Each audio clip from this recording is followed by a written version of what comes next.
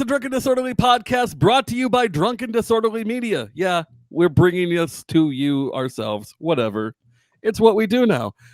If you haven't seen it this week, on Saturday, we launched a new show called OK Boomer, which is Scott Zimmerman's weekly news recap, where he goes over things. He goes over boomer news. That's what it is. And then yesterday and today, we started our new show, which is called On Tap. It is a news show that we will be doing every weeknight at around 7:30. Like tonight, we had to go a little early because we have our show to do. But that's the new shows that we're doing. We're going to be doing a lot of new content like that. If you are a subscriber, after every news episode, except for nights where we have a podcast, because we just can't make that time happen. Nights where we don't have a podcast, we're going to go live in our subscriber group and do a quick rundown of the stories that we just covered, like a little more in depth, and we'll sit there and joke around and have fun with the chat and whatnot. Kind of like how we do on our normal podcast, but it'll be nightly, and it, as little as 99 cents a month gets you in there. You can go to subscribestar.com /drunk-n-disorderly. You can donate on Venmo. It's venmo.com /drunk-n-disorderly. You can go to anchor.com /Ozaraptor and subscribe there and catch our audio podcasts. We're on YouTube. We're trying to grow our YouTube, and it actually is working. We're starting to get some new subscribers and all that. And man, this is going to drive me nuts. Be Live is not working today. We can't get Erin in, and it's not because it's her system. It's because Be Live is being an ass.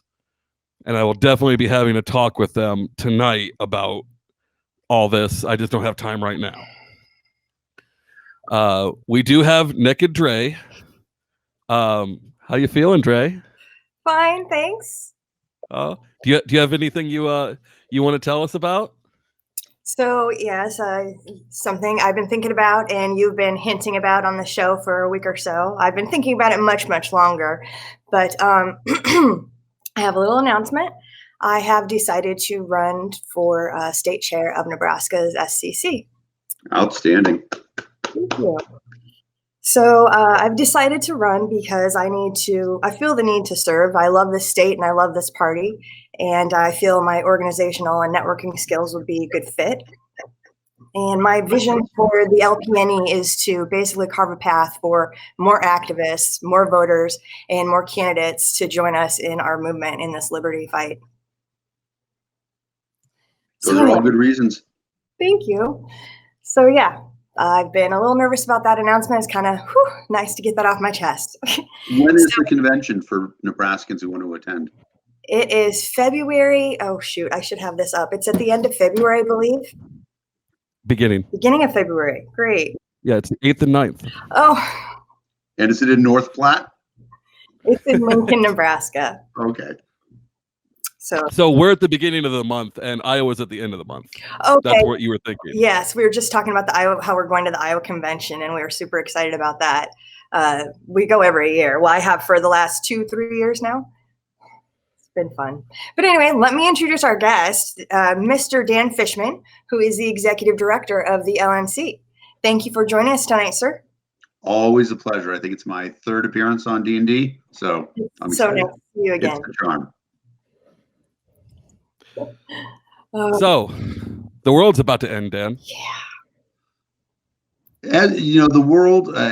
So, the one optimistic thing I will take out of it, right? And we're all unhappy about the news. We know that there's going to be future loss of life. American blood and treasure is going to be squandered. The only thing that is, I think, not even a silver lining, but the idea that maybe this time we wake up and say, look, it's ridiculous. It is ridiculous. Our foreign policy, the idea that we push our meaning around we push our ideas of what's right and wrong, our morality, that we send troops overseas. We have bases in other places. We have this imposition upon the world that is not justified. These things that we've done in the name of making money for American companies, because that's what our foreign policy is based around, right? It has nothing to do with keeping Americans safe. It has to do with how do we preserve access to oil that had been important to our lifestyle for a long time. Maybe this is the time that the American people wake up and say, not in our name, not anymore. I hope. Yeah, looking at Facebook, it doesn't seem like that's the majority, unfortunately. There's, well, maybe from, our party, but the people I have on my newsfeed from the other two is quite different stance. And I've been trying really hard to just kind of shut it out because I'm not up to date yet. So I have basically ended all relationships with my brothers over this. Well, one of my brothers. Sorry. Because I just can't I can't be in any kind of close relationship with someone who wants to send my battle buddies off to die. I just can't do that anymore. We can't give up. That's the one thing I'll say. We have been anti-war for forever. And has it gotten better? It has. As much as we want to say that, it's terrible, it was worse, right? When we had the draft, when we had conscription, the idea that, they took 18-year-olds unwillingly, sent them off to basic training, and then shipped them overseas to fight in Vietnam, it was worse. And the people stopped that. Let's steal a phrase from somebody else's political movement. The people united can never be defeated. And that is what happened. The people stopped Vietnam. People marching in the street. I mean, the body bag stopped it too, and that's terrible. But we had body bags in other wars. Okay, it was the people and the political backlash. So we, the anti-war movement, we have to keep going at this. We have to say, look, no more. And the problem with it is too, we're at this terrible coincidence of, if you've ever been a student of military history, technology has always been the biggest thing that's changed how wars happened. Like, in the Civil War, the introduction of the machine gun was like brutal, right? Really changed the path of war. In Iraq, our medical technology prevented us from having enormous casualties. Instead, enormous fatalities. Instead, we just had casualties. And so, for whatever reason, we were saying, oh, well, it's not that bad because we didn't suffer Vietnam level losses. This time, and I mean, I don't pray, but if I can will something in the universe, I would will that somehow we don't send troops. We don't put people on the ground where there's going to be enormous fatalities, enormous casualties. And so this is a big thing that I think the Libertarian Party can really do a lot for, because we have to be brave. We are going to have people on our feeds who are like, you guys are traitors, you guys are terrible, all that other stuff. So we have to be willing to do that. And we have to be willing to engage our brothers, Zach. The people who, unfortunately, it's going to be difficult to talk to about it. But sometimes that's a gift because you get to think about, how do I reach this person? If I didn't do it this time, maybe there's another way, something else, somewhere along the line. And, one of the things that I'll always remember is there's a video with an anti-war guy, and this soldier comes out. He's like, I heard you talking shit about the Army. I can swear on the show, right? Yeah. Oh, yeah. And I heard you talking shit about the Army. Nobody talks a shit about my Army. He's like, hey, buddy, I was in the Army too. He's like, oh, yeah, where were you? And he said some things that apparently were realistic enough that the guy's like, all right, you were in the Army. And he's like, dude, why are you saying this shit? He's like, look, let's see if we can find a statement that I can make about the Army that you'll agree to. He's like, I'm not going to agree to anything you say. He's like, how about this? your recruiter lied to you. He's like, well, yeah, that's true. And that was where he found that point of commonality to say, okay, let's go work from there. And I always remember that because, here's this guy, full-fledged anger talking about him. And so now when we talk anti-war, and, I'm getting the same feed you guys are getting on my feed. People are like, oh, this is what's wrong with libertarians. You're just liberals. You want to appease them. If it were up to you, you'd give away everything. All right, all that stuff. But we can't not engage because the stakes are so high. We have to be the ones who keep saying, look, anti-war is not cowardice. It's not giving up. It is, in fact, boldly stating we shouldn't kill other people for economic gain. And that's what's happening right now. I truly believe that this escalation is not about anything except for money and maybe a little bit of Trump's ego. Mm-hmm. I think so. The problem is it gets really difficult to argue against war when they hit us with missiles, and we can say, like, we can logically explain all day, yeah, but we shouldn't be there. This is their part of the world. We are empire building.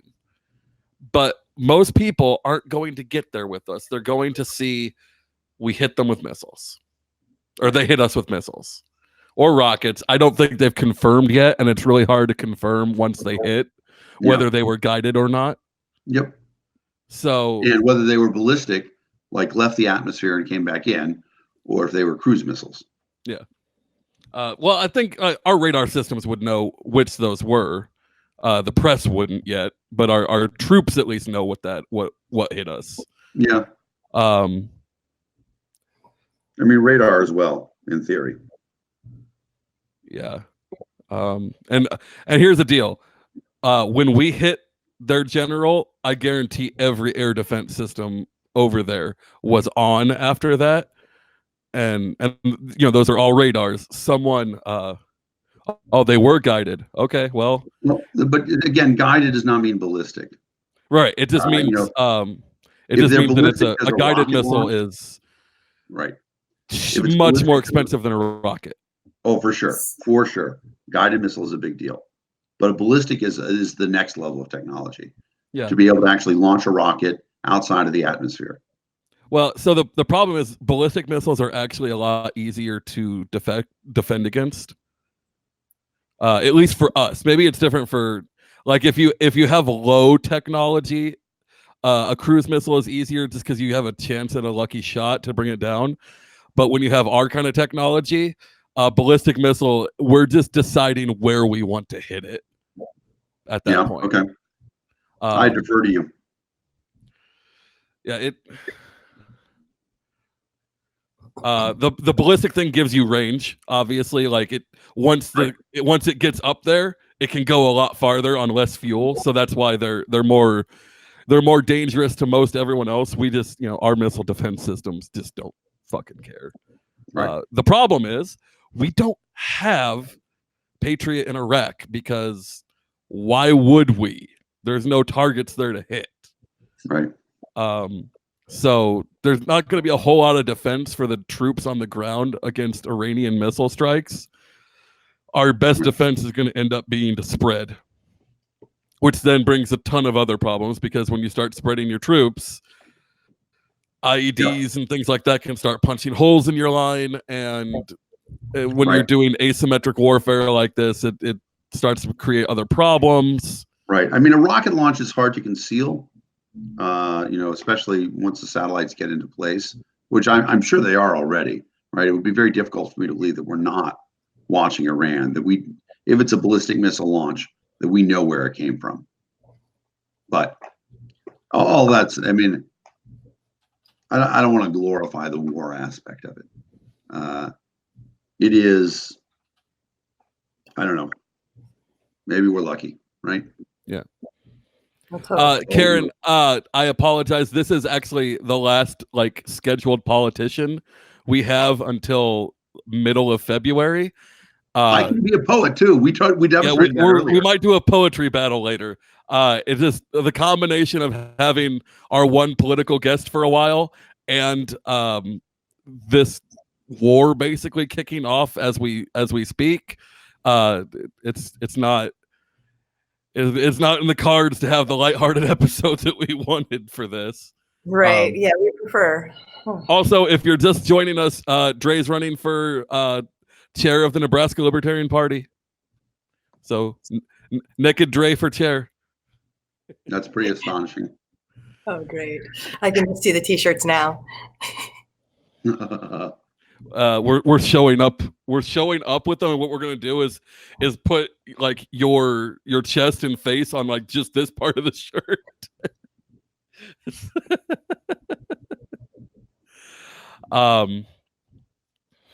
So yeah, it's like there were actually things that we were going to talk about tonight, and I feel like nothing is really as important as this.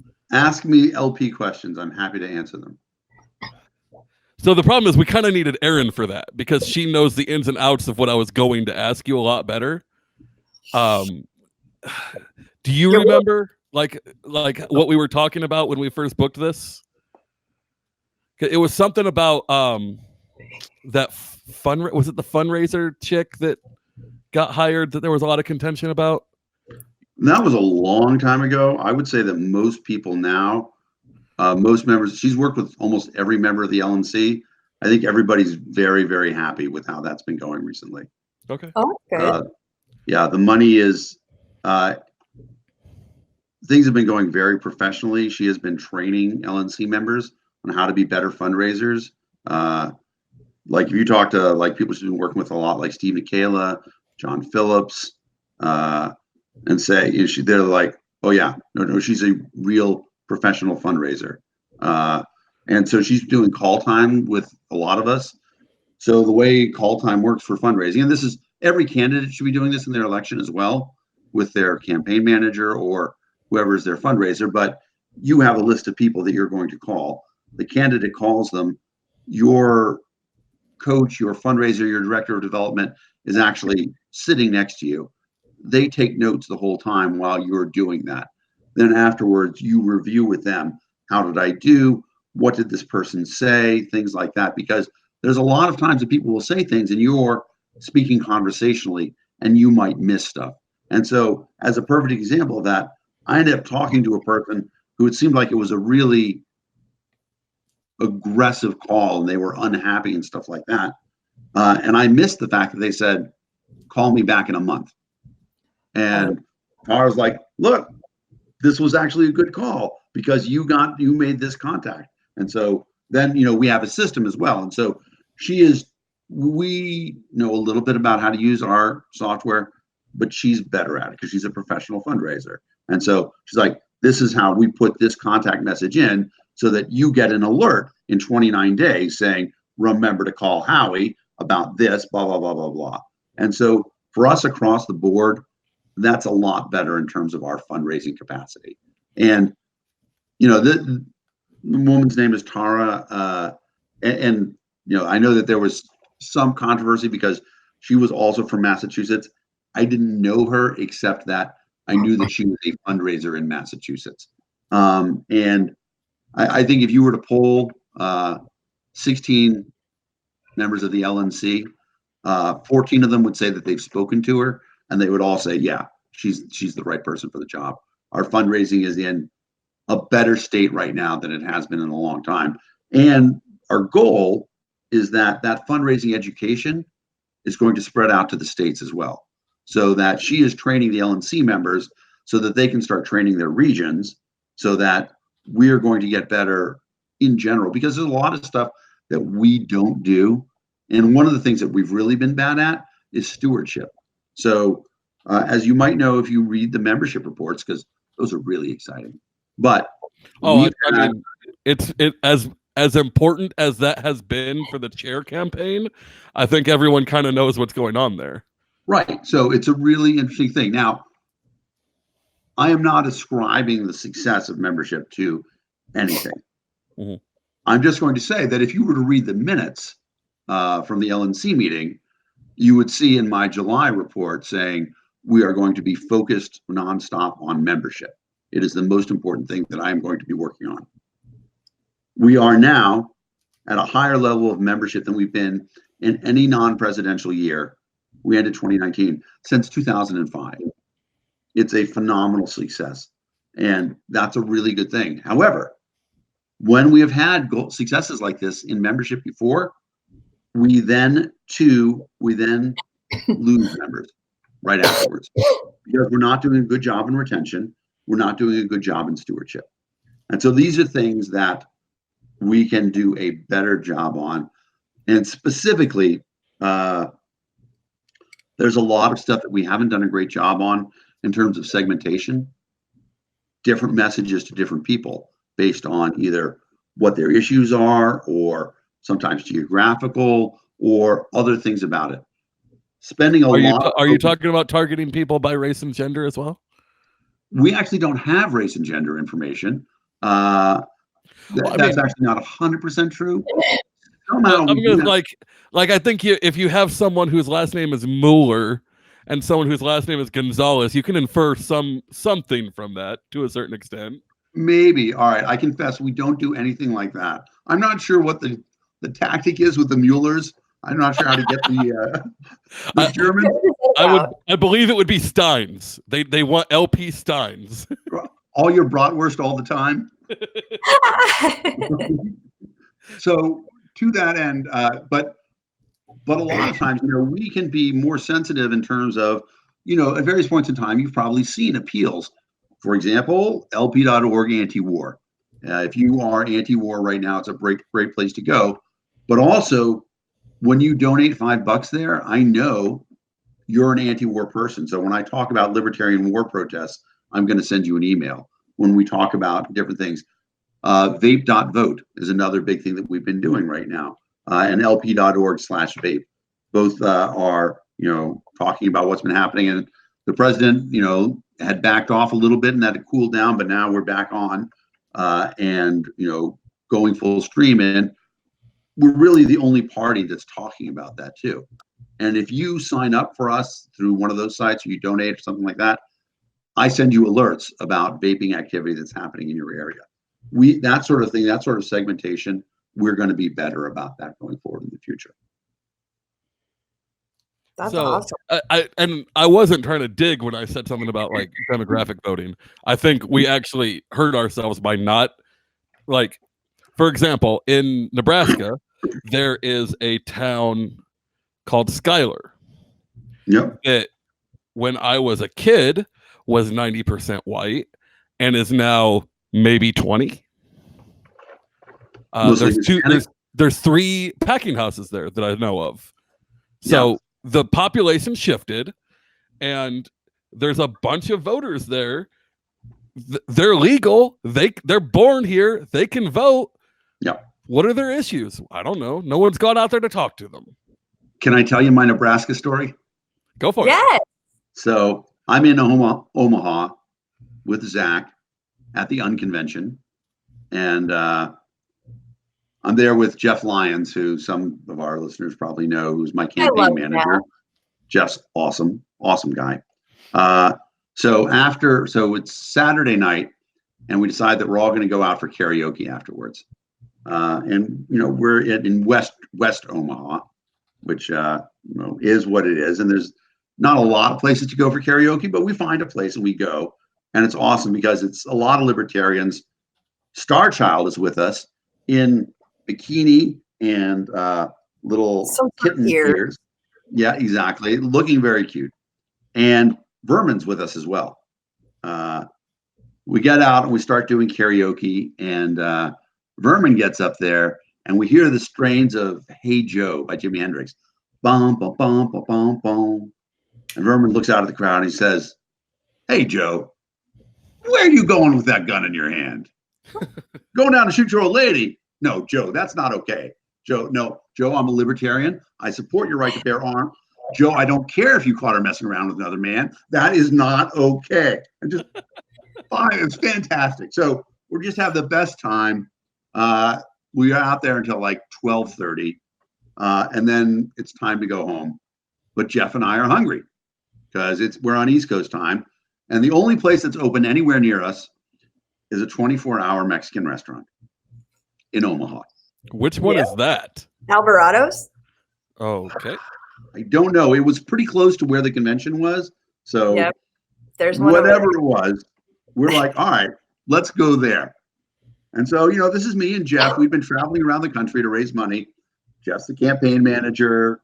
This is what we do. And so we go and we pick up, I don't know, I think we got a burrito and I don't remember what else we got. But so we go back and we're eating out in the hall for a while. We go back up into the bedroom and we're going to go to sleep. And then Jeff's going to hate that I'm telling this story. But I all of a sudden I hear, like, in the middle of my sleep, I'm like, I hear, I'm like, oh no. Oh no. So I get up and, he's busy being pretty sick in bed. And I'm like, and I look and it's just terrible. It's everywhere. It's only been about 2 hours. So most of the food is still in his stomach. And I'm like, oh, and I'm like, I sit him up. I don't want us to have a Janis Joplin type thing. I get him against the wall, and then I'm like, and the linens are just, I'm like, I'm gonna have to wrap all the linens up and stick them out of the hall. And I start wrapping them all up. I'm like, dude, you need to take a shower. You're just covered in vomit. And he looks at me. He's like, now it's a real campaign. That's awesome. That's Oh my Nebraska God. story. So yeah, I was there. So I remember that's when I met all of you guys, was at the Unconvention. I was helping put it on at that time. And I remember Vern going up and doing that. And then I don't remember much else from that night.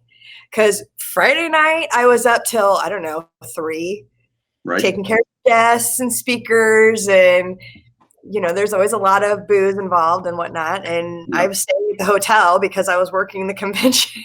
It was a fucking blast. I had a blast. It was a great time.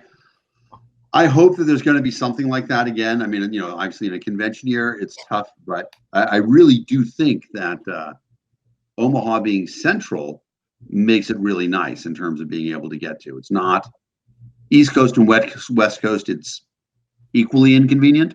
Right. There was and not. It's affordable. Exactly. Right. It's very affordable. I would love to come back and do that again. And I did have a great time. I really did enjoy it there. And the thing about it too,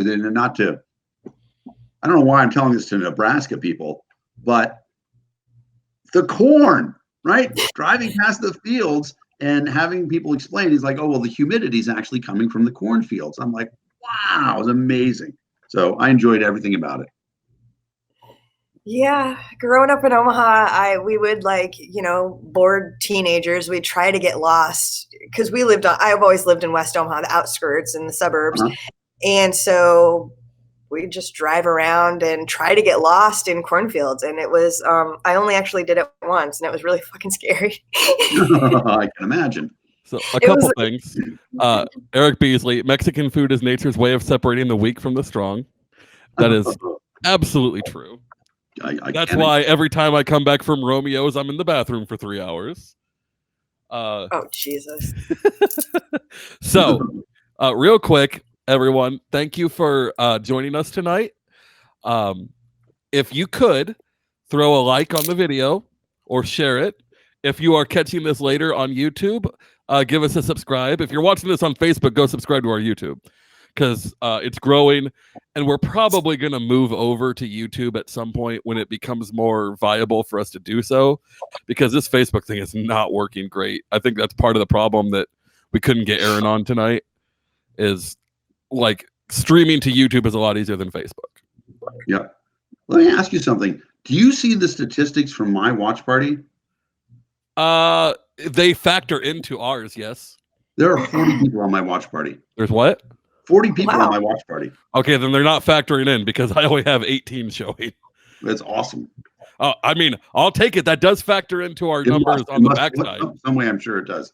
That's cool. Everybody who's tuned in, thank you so much. Yeah, let me introduce to the people who are coming in from my page. So Zach and Dre. Dre is running for chair in Nebraska. I am not officially endorsing anybody for chair because my job, I'm not allowed to endorse people. I am over officially endorsing Dre as like somebody who's really awesome, and I've gotten to know over the last year and a half, and I follow her on Facebook. Her comments are insightful. Oh. Zach, I'm running for Region 6 alternate. Regions, yes, of course, that's very important too. Zach's one of those guys who, like, you look at him and you think big guy, you don't understand the heart is even bigger. It really is. Are you saying I'm about to have a heart attack? No, no. Sorry. But you kind of ruin all me, right, exactly. Will I attach zappers to you and zap you? Yes, I will do that. Zach also made a very generous donation recently of a 4K camera to LP headquarters. Really, we didn't ask him for it or anything like that. He saw a need. Exactly. Looks like that. He saw a need and he said, y'all's video is terrible. I don't think you used the phrase y'all. That might be. I might have. I say y'all. I think you might have. Okay, he was fired up about it. That's the South in me coming out. So I grew up in Texas, but then I was in Boston for 25 years. So I completely lost y'all, but now all the time. And especially what's happening is, like, I didn't really realize how Southern Maryland was, except that now I am relatively frequently called Sugar. Hey, Sugar, what are you going to get today? And I'm like, that's awesome. Maryland is basically the southernmost part of the North, so there's a lot of bleed over. Right, it is, and it depends on where you are. So I am in Southern Maryland. I live directly across the Potomac from Mount Vernon, if you know where Mount Vernon is, south down the river. And so my area is heavy sort of, there's actually a name for it. What's it called? Tidewater is what they call this area. And it is Chesapeake Bay culture. A lot of crabs, which lived in Boston for 25 years, not a big seafood eater, but Maryland crabs, oh my goodness. It's different. It really is awesome. Part of it too is, like, I am into, like, culture. And so the way they eat crabs in Maryland, first you get a big hammer and you bang on it with a hammer. And then you take the legs and you crack the legs in between your teeth and you suck the meat out of the legs. I'm like, that's so cool. Dre, you don't look like you think that's cool. Are you vegan? He doesn't eat meat. Okay. So that's how people eat them around here too. Like, is that not normal? Well, first of all, don't eat any crabs that come from Nebraska. But I'm sorry. That's just obvious. Obviously, the Chinese restaurant imported them from somewhere, Dan. All right. Fair enough. Yeah, it's true, Laura. You're right. I do get a lot of Huns as well. Sugar was it was weird. I got it on the phone, and I'm like, I haven't been called Sugar. So I work for a call center. Mm-hmm. And I almost said a little too much there. You almost slipped up there. Yeah. So a lot of the calls I take are from Virginia, North Carolina, and South Carolina. Like, that's it's not the majority of my calls, but it's the highest plurality. Yeah. And it was funny because I clearly don't have a Southern accent. Right. So I'll be talking to people, and for the most part, you get the sugar, the hun, and all that. And there was one part where the person I was talking to was clearly not having any of my shit. And I remember her saying, "Oh, bless your heart." And I'm like, I know what that means, you know. And she's like, "I'm sorry." That's pretty funny. That's hilarious. She's like, "Oh shit, I just got called out." But you look like a Yankee. Yep, you sound like a Yank. But I can slip into Tennessee real quick. We were trying to find a place to go out to eat and watch the fireworks for the 4th of July. And so I was calling restaurants that I thought would have a potential view. And one I called, I'm like, yeah, I just want to know if you're going to be open on the 4th of July. We'll be closed to honor our nation's founding, but we'll be delighted to have your company on the 5th of July. Awesome. Oh my God, that makes me want to live in the South and listen to people talk to me like that all the time. It is, you know, I have to say, so coming from Boston, and Boston's very different, right? It is. Fucking Irish people. Well, the best thing is that we call ourselves massholes, and it's really true. I mean, Massachusetts people are very direct all the time, and I grew up in Texas. I do believe that there is a place for, I don't want to say lying, but polite, evasive answers to, I mean, every person at one point in time had to that dress answer. doesn't make you look fat. It's just not your color. Exactly right. That's exactly what I was going to say. And you said it more eloquently than I would have, and so I appreciate that. The Massachusetts people aren't like that. They say, yeah, you look fucking fat in that. Jesus Christ. And so when we came down here and we sort of experienced a different thing, we're like, such culture shock. Polite people all the time. Really interesting. And then the weather's great. That's the other thing about it is that, so we actually got a little bit of snow today, which was hilarious because the entire area panics when the snow comes into this area. So my wife, the place where my wife works, they said, there is a snow emergency. Everybody must leave the building. It hadn't started snowing yet. It was snowing 100 miles to the west. And they're like, everybody has to leave. And she's like, can't I just stay to finish this little project that I'm working on? Parking lot's gonna be, no. She's like, no, everybody has to leave right now. It's a snow emergency. It's fantastic. So I drove 12 inches and a 2 inches of ice underneath it. Ain't nothing shutting down here. Exactly right. You guys in the plains, it can get cold there. Boston, we got a lot of snow too. Yeah. Here, nothing, right? Didn't stick at all. And I mean, it did actually snow. So to their credit, it snowed. However, the roads were not affected at all. But that's a snow emergency. So I had the same thing happen in Kentucky once. They closed down schools for 3 days for snow. Like the snow didn't accumulate on the roads. There was like a dusting in the grass. And I was like, why is school closed? And the girl I was with at the time was like, it snowed. This is like the first time in 4 years. I'm like, that's not snow. That's frost. And if it's not on the street, then how does it affect anything? Exactly. It's Kentucky, darling. They're not a sponsor, but I would like to thank the sponsor of my appearance, which is Patron Barrel Select. Oh, this is fantastic. I wish I had a Tauntaun. I don't know anything about tequila per se, but it says añejo on the top. That's good stuff. Oh, is it? So I'm told. It's. Hey, have you seen all the Star Wars movies yet, Dan? I have. Okay. Potential spoilers, people, if we wander into that. Sorry, Eric's got me thinking because he started talking about Tauntauns. Yes, I see. Nebraska is basically Hoth. It's true. Yeah, that corn crop from Hoth, it was pretty awesome. I think we're the extremes. Like part of the state, part of the year is like Tatooine, and the other state, the other part of the year is like Hoth. What's up, John Phillips? Is he in? Yeah. Go ahead. I said what's up to John Phillips, but finish your story. I didn't mean to interrupt.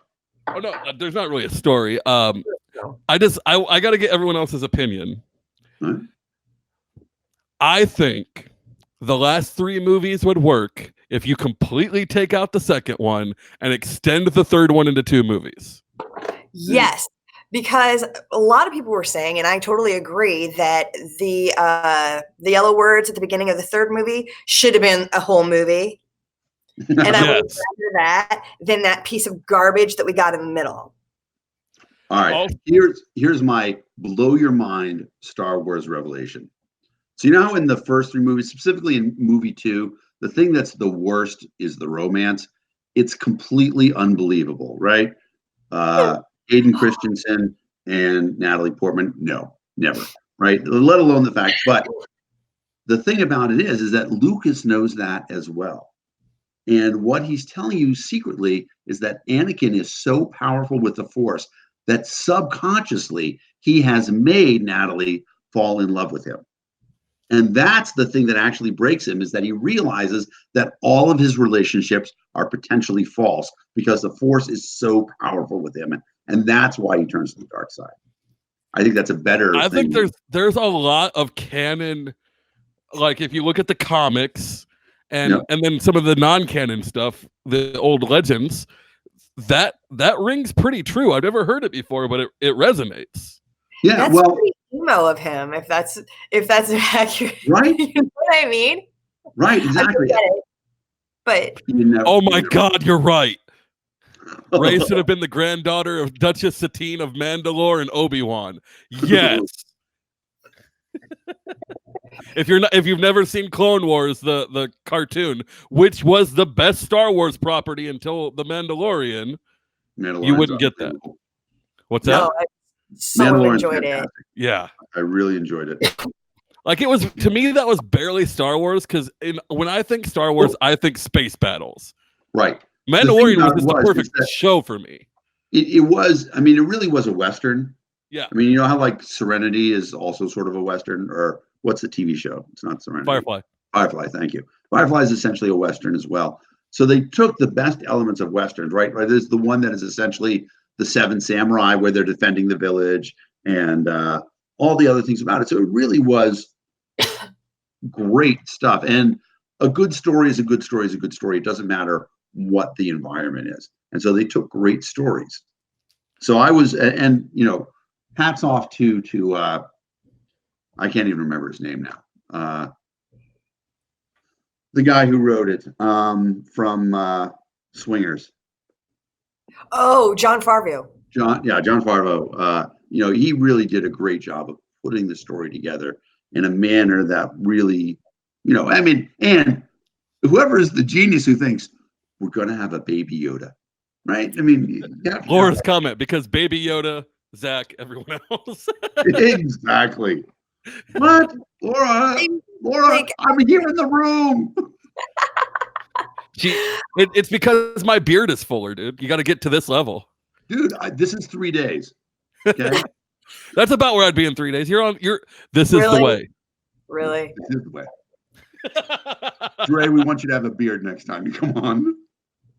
All right, I'll glue one on for you guys.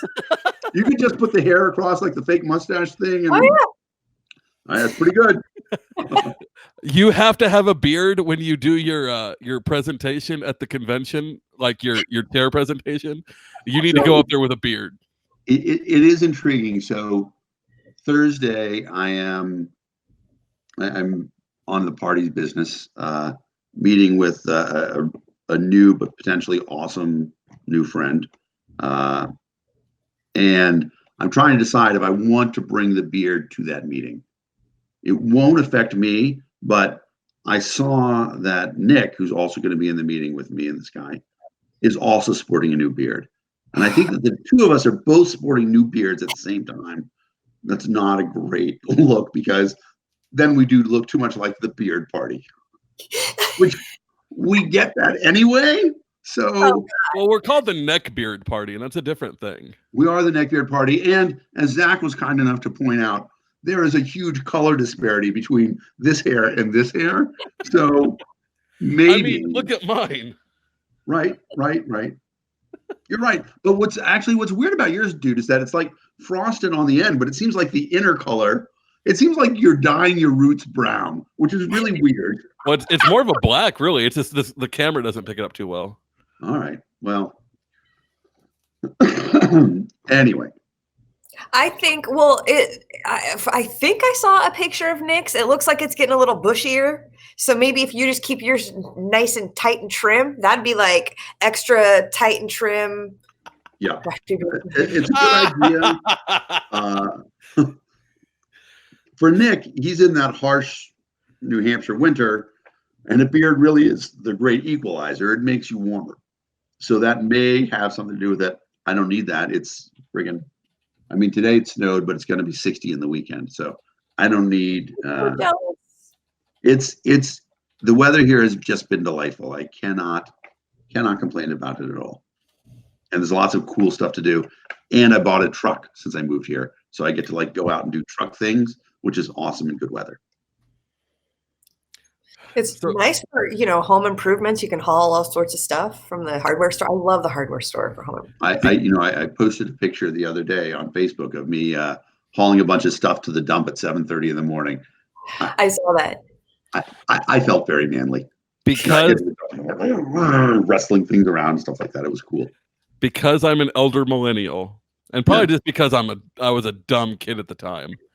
Anytime I hear the word truck, I cannot help it. I immediately go, dumps like a truck. So I was like, what? That was my favorite song as a teenager. And I know it's fucking terrible and I don't care. No, it's fine. It's odd to me that now I'm a truck guy. Because, I mean, like I said, I grew up in Texas. You'd think that would have been when I became a truck guy, but nope. Wait till I moved to Maryland, and now I'm a truck guy. But it's so practical. It's awesome. Runs forever. And I get to put the regular gas in it, which I haven't been able to put in a car for forever. So ask me more libertarian questions. Aaron, we were talking about campaign FEC filings and stuff, and like the LP doing training on that. That's something I'm really interested in, because I'm moving away from doing social media for candidates because I don't have the time during the day anymore, and you really need to be like 24/7 doing that. And frankly, it's exhausting because you can't help but have some of your ego involved in that. I've done that as well, and sometimes someone will message your candidate and be like, "You should drop out for a different candidate." Caught myself, and let them run, and it's like, well, maybe if that candidate wasn't fucking stupid, we'd think about it. So to circle around on this, I have a weird background in distance learning. After Palm laid me off way back in 2000, for you kids who remember the old Palm pilots, that's who I used to work for. But they laid us all off in 2000, the dot-com crash. I went to work for Mass General Hospital, which is a big hospital in Boston, and I wrote their distance learning program. And I got to see how incredibly valuable distance learning can be, to have, sort of a repository of knowledge, and then just to be able to point people at it. And it's valuable for a lot of reasons, not just because people learn things, but also because you get to issue certifications and say, this person passed that class. So we want to use distance learning. And right now we're looking at Moodle as our platform. Vice Chair, help me out, name Alex Merced. Yeah. Alex is running the project, and we're going to put distance learning classes online. The very first class we're going to put online is how to be a candidate, because frankly, a lot of people need that education as well. And it's not going to be tricky, but there's going to be quizzes at the end of each section. Questions I should ask myself before I leave the house. Do my shoes match? Things like that. I mean, simple things that, right, we really should talk about. Is my appearance appropriate for my campaign? Things like that. I feel like you're singling me out in my love of kilts right now. Dude, I feel like it's good that they're taking into consideration that we are sometimes considered the party of. Don't. No, you're right. Different sort of our activists wearing bikinis and cat ears. Yes. Well, and of not matching clothes. I mean, really, that's a real problem. Now, it's interesting because this is. I feel like you're attacking my socks right now because I'm pretty sure they don't match. Let's see them, brother. Pull them up. Man, I am old and fat. That's not going to work. All right. I'm going to cover it for you. It is something that we can do better, though. And so I have learned, I was fortunate enough to have really good campaign managers. Jeff was my last campaign manager, but I had a couple others on the way who really did a good job of saying, Dan, let's talk about what your strengths and weaknesses are. And a candidate needs a campaign manager who can do that for them and allows them to see you shouldn't be doing everything as a candidate. Okay, because you're wasting the most valuable thing that your campaign has, which is the candidate's time. So spend the candidate's time doing things that the candidate's supposed to be doing, and make sure that you're getting enough volunteers to do the other stuff. And if you can't do that, then you're probably not ready to be the candidate yet. You should be the campaign manager, help to recruit those people and help recruit a candidate who can bring in the volunteers so that then you've got the organization. That's part of what this training is. But the second class that's going to come online, maybe the third, is going to be treasurer. And we're going to specifically talk about what's involved in being a treasurer for a federal candidate. We can't do the states right away because the states are all different. But for the federal candidates, I think if you take the federal course, you'll at least have an understanding of how to get the answers for the state level. Exactly. I mean, it does.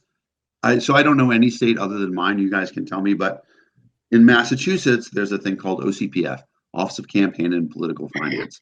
And they have a website. And every time you do something, it has to be entered in there. You also have to get a bank account that is monitored by OCPF. So anytime there's a withdrawal or a deposit, it all goes in there, and then you have to answer them. It's very organized, but the state imposes a lot of stuff on you so that you know everything that you're supposed to do. I would prefer that, just the way my mind works. Like, I get we don't want the state riding our asses about everything, but right. As a treasurer, I would actually prefer that. Well, and so the thing we have to abide by the rules and make them freaking clear. Right. The thing is that also that's interesting about OCPF is, so you know how the FEC, you can find everybody, if you wanted to, you could find everybody who donated to my congressional campaign on the FEC website. But you're not allowed to use that for fundraising. In Massachusetts, though, because the state is what it is, and it's a one-party state, everything in OCPF is specifically for fundraising. So all my donors, everybody up there, you can send them a letter and ask them for money. That's pretty funny. And my campaign raised $45,000 in 2018. So congratulations. Well, it would have been nice if we had done better than 4.5% of the vote, but what are you going to do? That's pretty good though. Like for Libertarian results in 2018. Yeah, it wasn't bad. I mean, we got.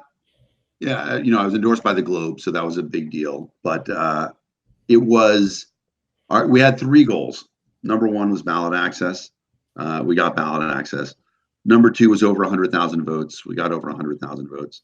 Number 3, you have to go the other way, was to beat the Republican. We didn't do that. Number 4 was to win. We didn't win either. But 50% of our goals we accomplished. So I was happy with that, and it was a great campaign. But actually, I think I told you the story. So stop me if I told you this story before. But that campaign led me directly to taking this job. A week before the election, and this is after I'd been endorsed by all the big papers in Massachusetts. I'm speaking to the League of Women Voters. I had been lucky in August. The company that I worked for got bought by another company that was going to take my company IPO. And they came to me and they said, Dan, you're really old. We'd like you to take a severance package and stop working for us. And I'm like, yeah. So I got campaigned full time, which was awesome. So from August to November, campaigned full time. And a week before the election, I'm speaking to League of Women Voters in Wellesley, Massachusetts, which that's Democrat squared. I mean, Massachusetts, we're like, the state is so Democrat. Nobody else can understand. But this is the best explanation I can give you. There are now 8 towns in Massachusetts where it is illegal to sell a 16-ounce bottle of water. Yeah, it's crazy. So I'm speaking to League of Women Voters in Wellesley, Massachusetts. I give them my whole speech. You know, if the auditor's supposed to audit how the government spends money, why would you elect a Republican or a Democrat to audit Republicans and Democrats? People love that line. And they're nodding along. And at the end of my talk, and I can tell I've reached them, a woman stands up and says, Dan, I love everything that you have to say. I think you'd be an amazing auditor. But the party has told me that if I don't vote blue all the way down the ticket, that shows weakness in the Democratic Party.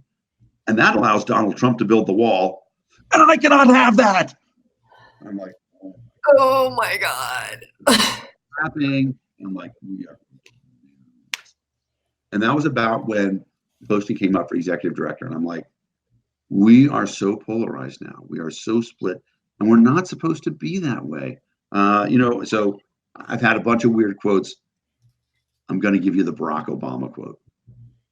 We're not supposed to be red states or blue states. We're supposed to be United States. I believe that. I believe that there is more that binds us together as decent individuals than there ever will be that government can impose upon us. So let's find a way to be decent individuals and bound to each other voluntarily, because that's more meaningful. And I felt like the opportunity to do that, to come and bring my skill set to the party, was something that I had to do. And so that's how I ended up here in this job, because I feel like we are on the cusp of losing the greatest invention of mankind, which is a government of the people, by the people, and for the people.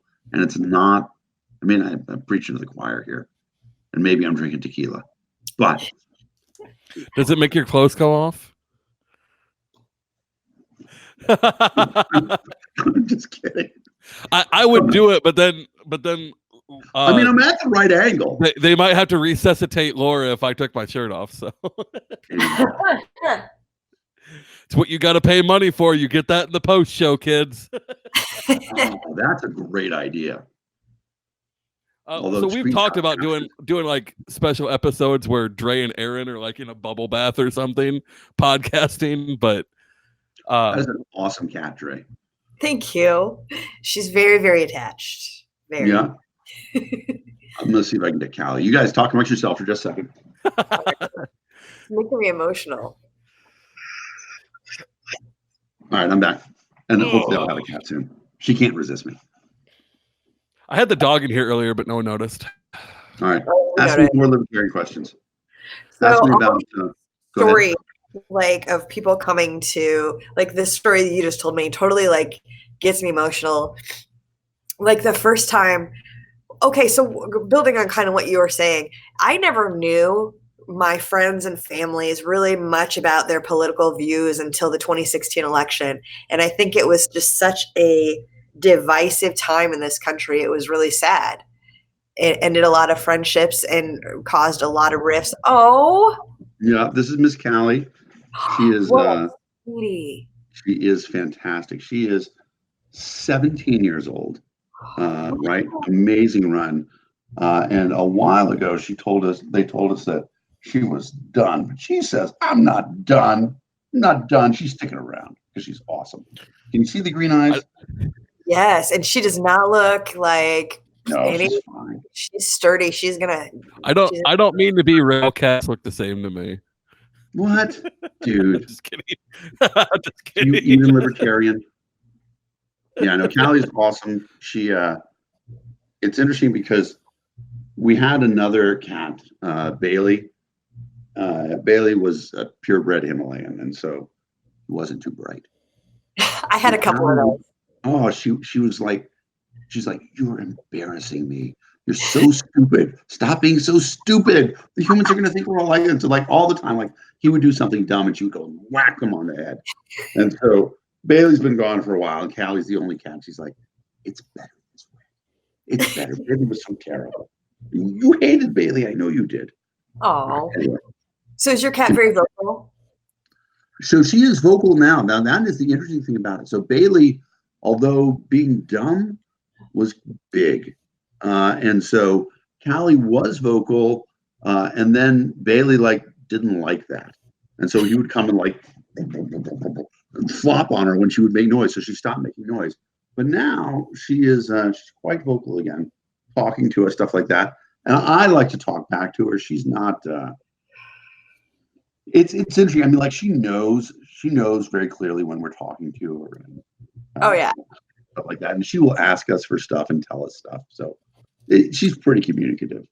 My cats are both very, very communicative and very demanding, and one always wants food and one wants attention. And if she did speak English, she would be calling the authorities to say she is not getting nearly enough pets or picked up time.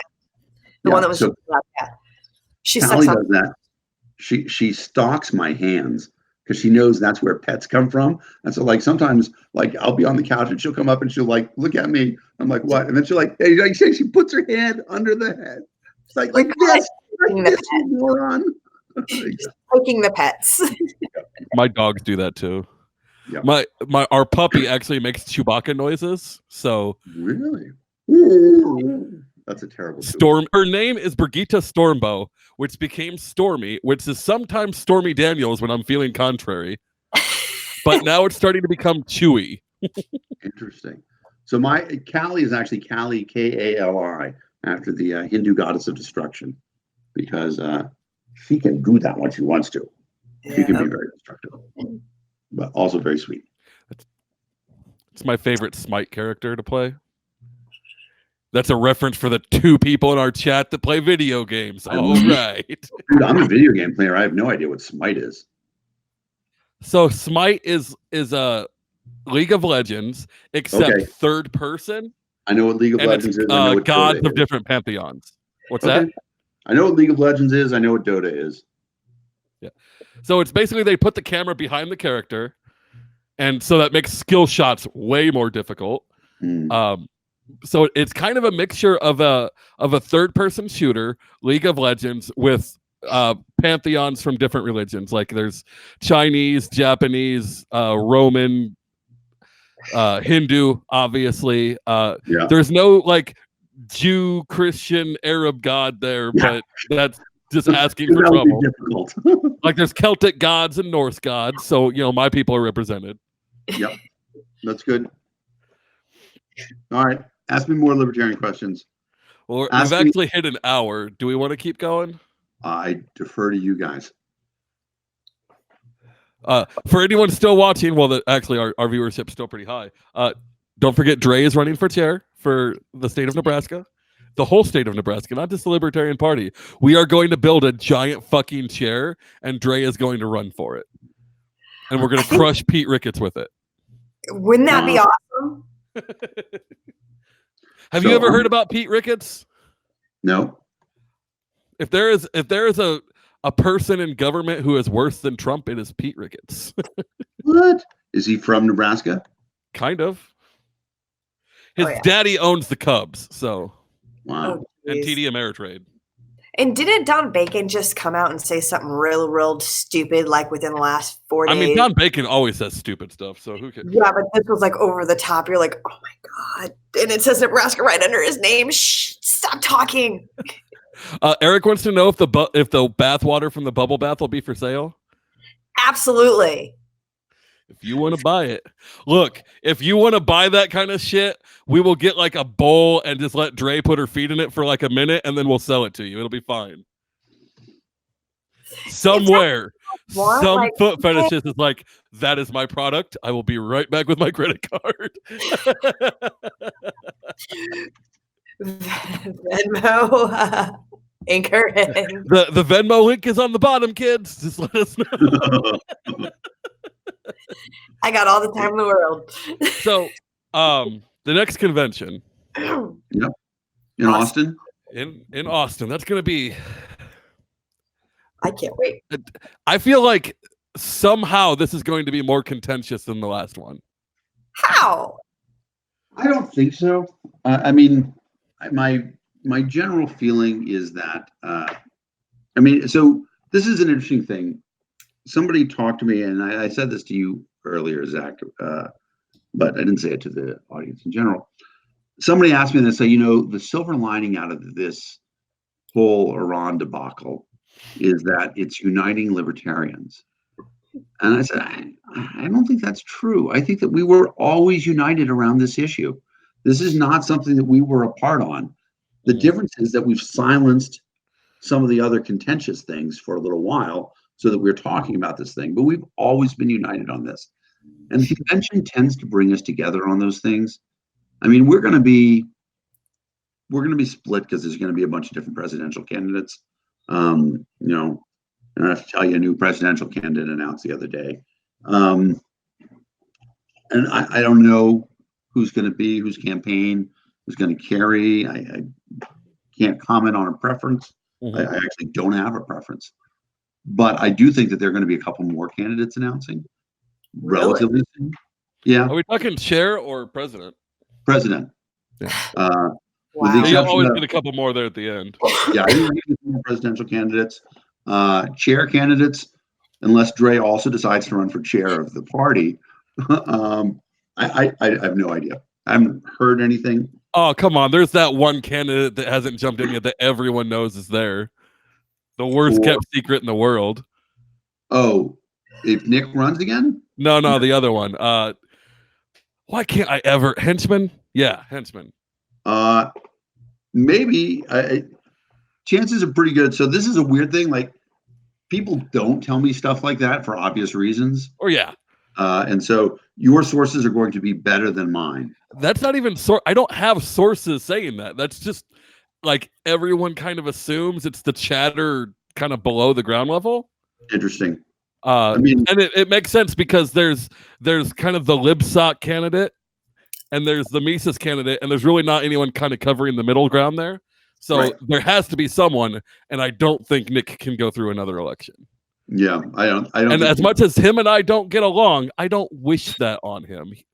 For his own mental health, I think he needs to step back for a while. Well, yeah, like, is this his second or third term?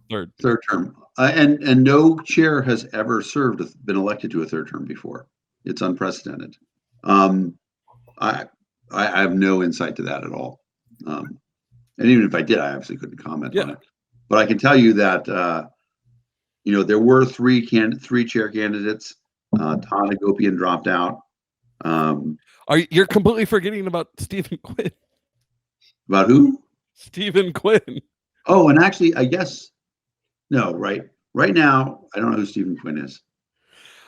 So it was some kid that was really mad at Josh and made a chair campaign, and he made a couple really cringy videos, and at first, like, we were going to have him into the chair debate that we had, and then I realized he wasn't actually campaigning. He was just shit talking on his page where there's literally 20 likes on this page, and all of his views are coming from Josh's friends making fun of him, so it's like, never mind.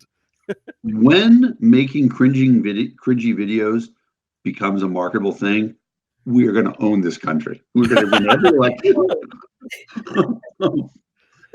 These were bad. Like, like, I felt the embarrassment that he should have posting this after viewing it, after recording it. Like, why did you hit upload, dude? Oh man.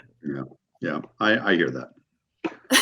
I feel like that is our biggest problem, is for all the people who are working really, really hard to spread this message.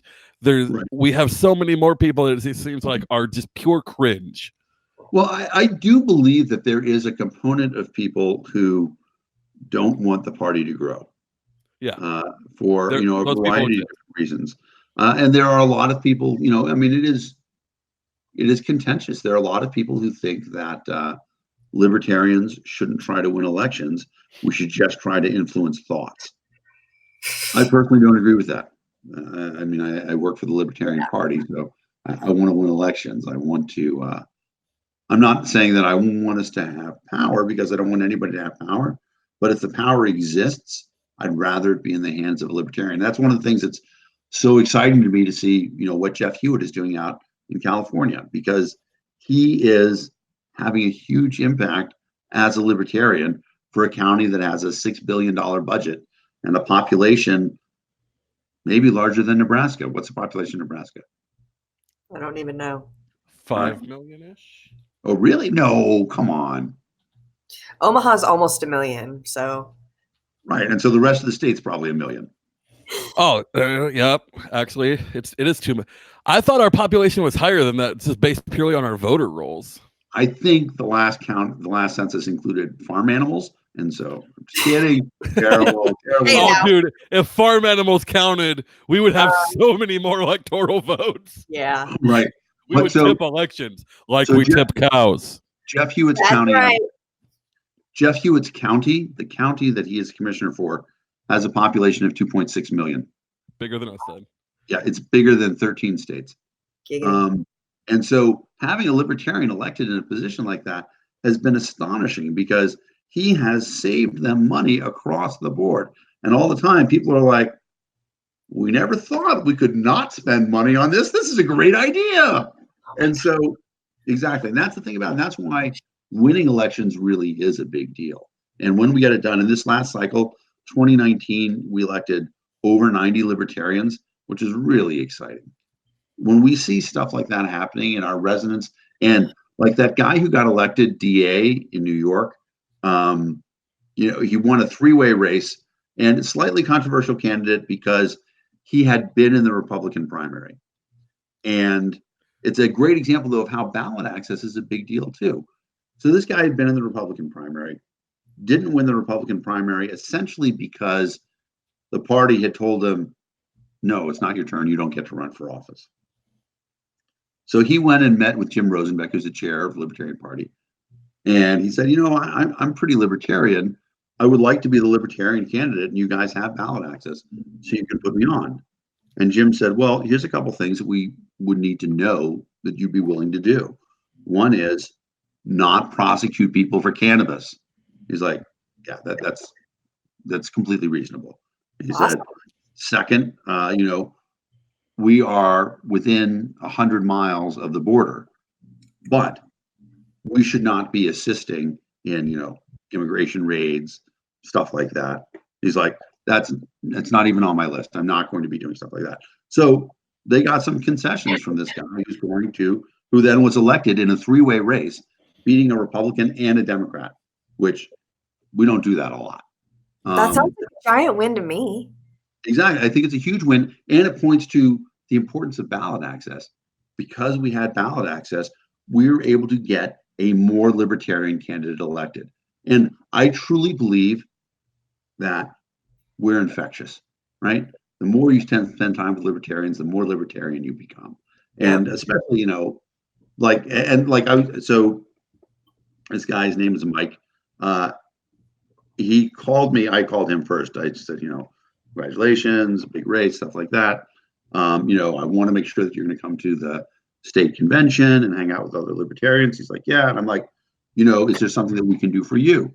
I'm roughly 5 hours away from New York, but my midlife crisis was a sports car. So I have the truck, but in the summer I drive the sports car. And so I would love to drive 5 hours, come up to New York and, help you raise money to retire your campaign debt. You're an elected libertarian. Let's do that. And so he ended up being a great guy. He's like, I had no idea that this is what the party was like. He's like, all these libertarians I've been talking to, you guys are awesome. People giving me great suggestions, stuff like that. I'm like, yep, that's it.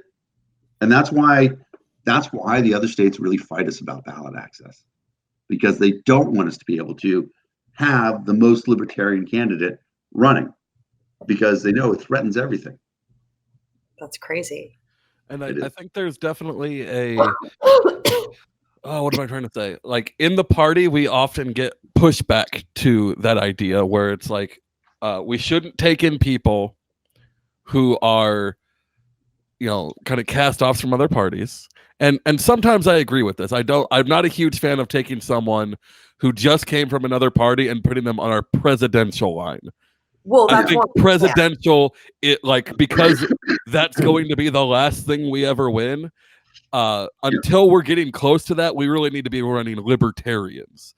And I would even count Gary Johnson as a libertarian. I'm not one of those people that's like, he wasn't libertarian enough. I will say that about Weld all day.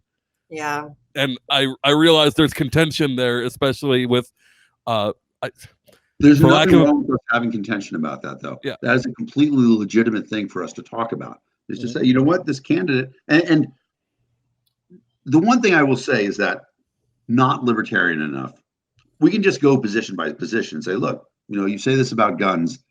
That's not where I'm at. That's not my vision. You say this about raising taxes. That's not where I am. You say this about invading foreign countries. That's not where I am.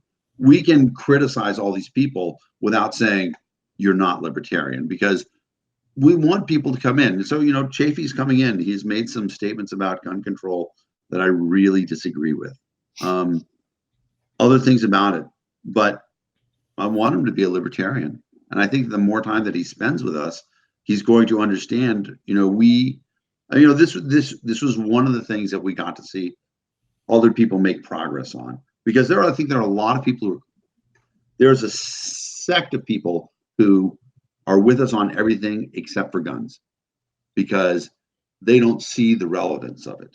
They don't see how guns is just fundamentally a liberty, because at least for me, and I say this as one of the best moments of living in Maryland. And this is going to seem like nothing to you guys in Nebraska. You're going to be like, what is he even talking about? Coming from Massachusetts is a big deal. I got to legally fire a shotgun on my own land the other day. Awesome.